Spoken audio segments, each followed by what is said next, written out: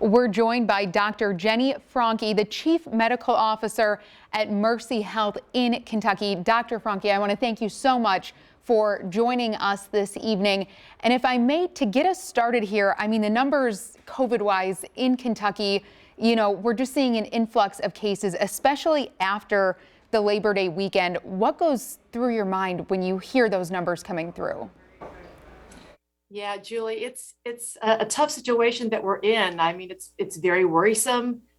In many respects, it's very sad because we just keep seeing the numbers climbing and our resources can't really meet the need at this point in time. When Kentucky is part of national media coverage regarding COVID, that things are very worrisome. If you look at the region maybe 3 or 4 weeks ago, we know that Southeast Missouri and Arkansas were really hotspots of COVID, and that's gradually moved its way east. Why do you think that may be, that Kentucky is all of a sudden kind of reporting more and more cases? Well, we clearly see that states where there's a higher vaccine rate are better protected. We've tried very hard to educate the public and increase access to vaccines in Kentucky, but we're still lagging behind there. So I think that's part of it. Part of it is just that regional spread from one hot spot to the other. Western Kentucky is dealing with a lot of COVID right now, and I think that's spreading towards Eastern Kentucky and Tennessee. So certainly it looks like a wave of transmission going across the country. Definitely. And are you seeing, may I ask, an influx of patients coming to, Mercy Health? Yes, we're seeing a very high census in the hospital in general, and then seeing a really sustained high level of COVID patients the last 2 or 3 weeks.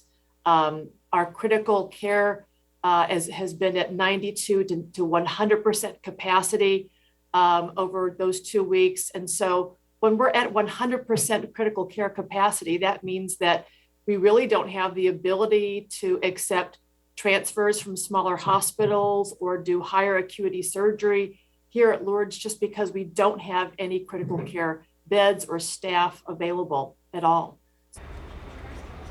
Wow.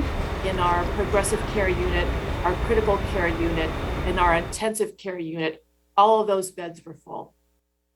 Wow, that's, staggering to hear. And may I ask, what has that meant for your staff? How are they coping with the influx of patients coming in?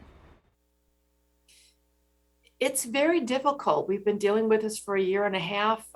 They are weary, they are tired. I will say that we have a tremendous team here at Lourdes, and what we have is a spirit of working together, trying to support each other's resilience, knowing that, tomorrow we're going to come back to work and try to make a difference. So the teams are tired, but they're still doing an excellent job.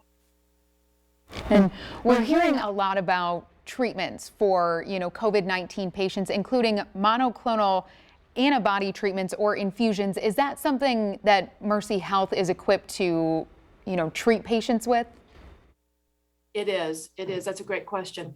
The 2 settings in which we infuse monoclonal antibodies are the emergency department. So if somebody comes to the ER with COVID symptoms, they're tested and they're positive, and we're concerned they're kind of on the fence. They're clearly sick enough to be in the ER, but not sick enough to be in the hospital. We want to make certain that we're able to improve their symptoms and help keep them out of the hospital.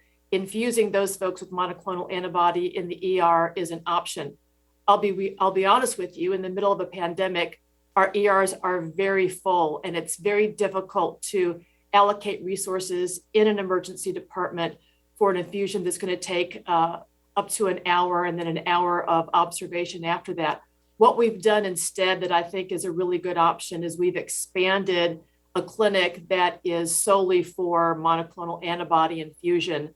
So folks are identified either in the ED or in drive-through testing or been tested by their primary care doctor, and they meet the criteria for monoclonal antibody infusion. Their doctors are able to call, get them in quickly. We do the infusion.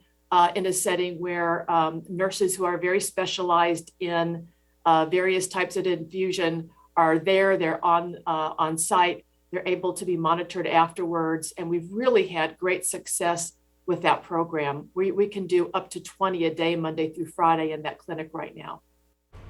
Wow, that is innovative, if I may say so. And right now in Kentucky, there's a bill to kind of push back against, any possible statewide mask mandates, and the same goes for schools. As a healthcare professional, do you think mask mandates or, mask requirements are an appropriate step at this point in the pandemic? Well, I'm speaking as a physician and not as a politician. My focus is always going to be the health and wellness of the community. I think it's very clear at this point in time that masking helps prevent the transmission of disease. We are in a pandemic right now in Kentucky. Things are getting worse. They're not improving. And I think a mask mandate in areas where people are going to be gathered indoors is very, very appropriate. I'm worried that in the political realm, there are other pressures, other factors that are playing a role here. But from purely a public health standpoint, masking works, and it's simple. Most of our kids are now educated on masks.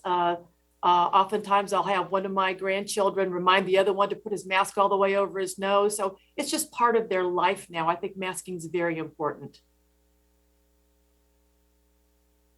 Thank you for that. And touching off on, mask requirements and mask mandates, what are your thoughts, if I may, on vaccine mandates? In Illinois, they're mandated for healthcare workers. Nationwide, some companies are rolling those out. What are your thoughts on that? There are some workplaces where the service that's provided requires an individual. It can't be done virtually. It can't be done by phone. In those industries, and healthcare is one of them, keeping our workforce healthy is vital to being able to continue to do what we do. So more important than ever in healthcare, if our staff gets sick and aren't able to come to work to take care of the folks in the hospital, and we have very sick folks with COVID and other problems in the hospital, it's a downward spiral. It's a situation where we're really not able to manage what we've been called to do.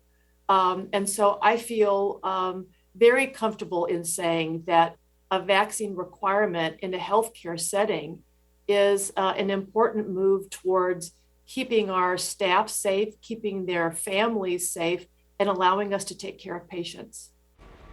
And touching on vaccines, even just for the general population, have you seen more requests coming in now that Pfizer's vaccine does have full FDA approval? We've seen some. I think early studies that looked at folks that were not getting vaccinated early on, but had more of a wait and see approach, that 20 or 30% of those individuals said that the thing that was holding them back was the vaccines not being fully FDA approved. So in that small percentage of patients, I think that the FDA approval makes a difference. Where I think the FDA approval really is impactful, though, is allowing employers to feel more comfortable requiring a vaccine for their workforce. Great, thank you for that. And Dr. Franke, if I may kind of explain to myself and our viewers what a chief clinical officer is and how your role has had to change, in this past year and a half that we've been dealing with the pandemic. Right. The chief clinical officer, or in some settings, it's a chief medical officer, would be the physician in a healthcare organization that really is responsible for really the global quality of the care in their facility. And so you're right. My role has very much pivoted to being very, very focused on COVID care. Initially, it was COVID testing and how we can make certain that we have appropriate treatment protocols in the hospital. Then it was, looking at our employed medical group. How can we continue to see folks that are ill with other problems virtually and keep them from having to come into a setting where there's an in-person visit. Then we've looked at how we can safely do procedures by allowing pre-procedure testing and what protocols are required if somebody comes in with COVID and needs surgery. The most recent challenge has been how we can effectively roll out a vaccination program, first for those healthcare providers that directly work with COVID patients, and then, of course, with the first responders, other healthcare professionals, and then our patients in the community. So it's been a real transition. I know that everybody wants to get back to life as normal. We would ultimately like to be able to focus on important healthcare initiatives like cancer screening and other wellness measures. Right now, the focus is still COVID. And Dr. Franke, as I wrap things up here, is there anything you'd like to say to our viewers tonight, to your patients, just as we continue to, navigate this pandemic? Yeah. I think, Julie, early on, folks had the mindset that this was an infection that was going to impact, rural areas where population density was highest. And what we found is that might have been where it affected the U.S. first, but it has spread throughout the United States. I think every single one of us knows personally of someone who's either been very, very ill with COVID or has died from COVID. So this is a real phenomenon that's impacting every single one of our communities, whether it's from the East Coast to the West Coast, whether it's rural or urban. It is something that we all should be concerned about. And because of that, every single one of us needs to take a look at what we can do to ensure our health and safety, the health of our families and our entire communities. And it kind of boils down to two simple things. And one is that a mask is very effective in helping reduce the transmission of this virus. As things have changed and Delta has become more dominant, we're seeing that this is affecting not just older people with chronic illnesses, but younger, healthy people, and now children. The second thing that is going to turn this around is vaccines. And I understand that there are folks who are very focused on their personal individual rights, but this is a decision that is affecting us personally and individually. It's affecting our families. It's affecting our children's ability to go to school and be educated in the setting that we'd all like them to be in. So this personal decision is one that impacts our homes, our communities, and the only way to turn this around is going to be to get to a situation where the vast majority of Americans are vaccinated.